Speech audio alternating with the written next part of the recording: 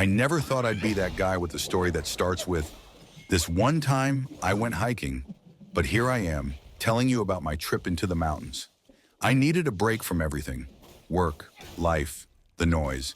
So I hit the trail, excited for a solo hike, with nothing but my pack and the sound of my boots crunching on the dirt.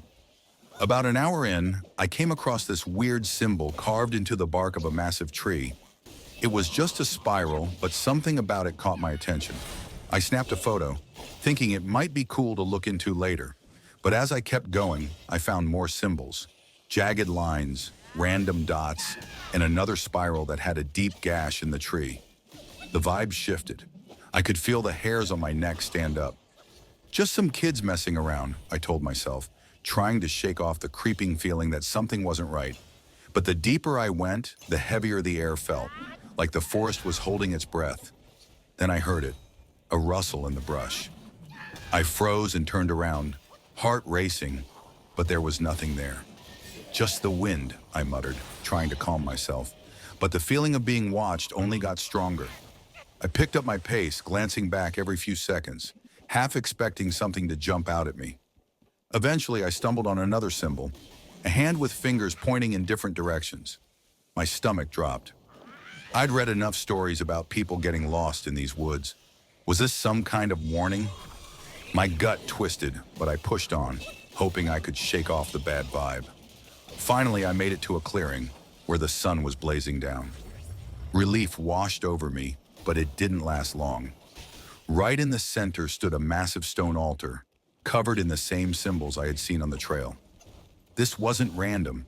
As I stepped closer, a sense of dread washed over me. The air felt charged, like something was about to happen. Fresh scratches marked the surface of the stone, as if something heavy had been dragged across it not long ago. Panic shot through me. I turned to leave, but my feet felt like they were glued to the ground. That's when I heard it, a low growl echoing from the trees, sending chills down my spine. In a blind panic, I took off running, adrenaline pumping like crazy. The symbols raced through my mind, now feeling less like oddities and more like warnings. Had I really ignored all the signs? The growling got louder, closer. Whatever it was chasing me. I burst into the parking lot, gasping for breath. I glanced back at the woods one last time, and the symbols seemed to glow in the fading light, almost alive.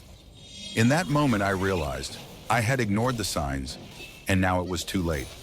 As I drove away, that feeling of being watched didn't go away. It haunted me, reminding me that the woods had spoken, and I hadn't listened. Now, every little noise outside my window makes me wonder what's out there, waiting for the next person who thinks they're alone on the trail. So yeah, here I am, just a guy with a story, hoping it's a warning for anyone who thinks they can wander into the unknown and come out unscathed.